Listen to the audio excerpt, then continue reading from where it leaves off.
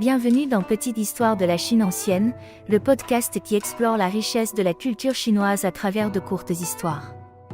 Aujourd'hui, nous allons plonger dans un récit fascinant, à la fois tragique et héroïque, l'histoire de Jin Ke, l'homme qui a tenté d'assassiner le roi de Qin, l'homme qui allait devenir le premier empereur de Chine.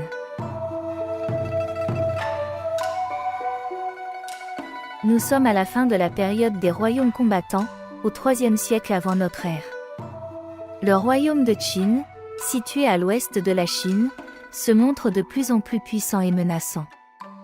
Le roi de Qin, connu plus tard sous le nom de Qin Shi Huang, mène des campagnes militaires féroces pour unifier la Chine sous son règne.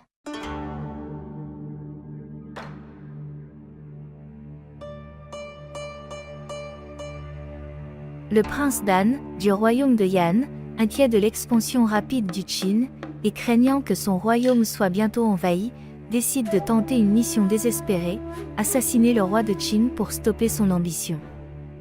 Il confie cette mission à Jin Ke, un homme courageux et prêt à tout pour sauver son pays. Jin Ke se rend au palais du Qin sous prétexte d'offrir un cadeau, une carte du territoire ennemi et la tête d'un général traître.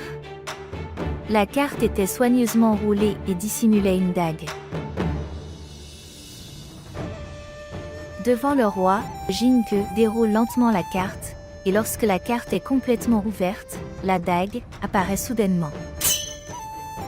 Jin Ke tente alors de poignarder le roi. Mais celui-ci parvient à s'échapper, et ses gardes maîtrisent rapidement l'assaillant. Jin Ke échoue, et peu de temps après, le royaume de Yan est conquis par le Qin.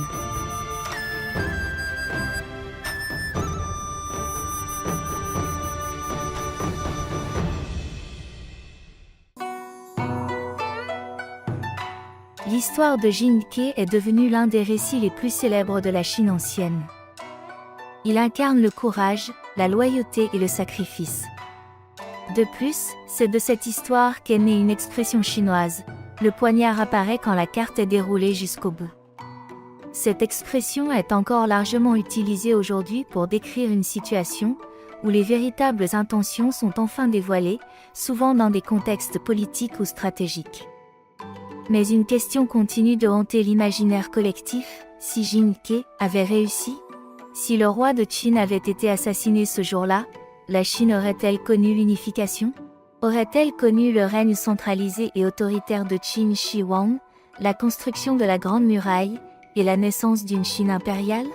Ou bien les royaumes combattants auraient-ils continué leur lutte, pendant des siècles? C'est là, toute la beauté de l'histoire, elle nous laisse parfois entrevoir les chemins que nous n'avons pas empruntés.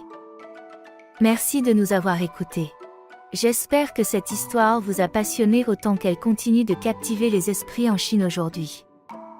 N'hésitez pas à nous suivre pour d'autres récits fascinants de l'histoire et de la culture chinoise. À bientôt dans le prochain épisode.